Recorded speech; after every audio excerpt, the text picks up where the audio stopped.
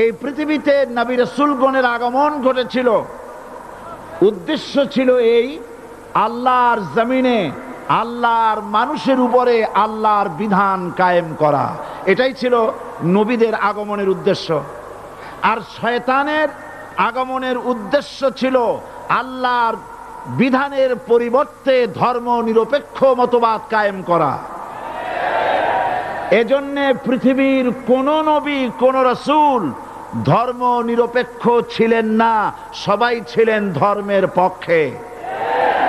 রাসূলুল্লাহর অসংখ্য সাহাবীদের মধ্যে একজন সাহাবীও ধর্মের ব্যাপারে নিরপেক্ষ ছিলেন না। গোটা বিশ্বের সমস্ত মুহাদ্দিস, মুফাসসির এবং বড় বড় ওলামা, পীর বুজুর্গ, এমন একজন লোক পাওয়া যাবে না যিনি ধর্মনিরপেক্ষ মতবাদের অনুসারী ছিলেন।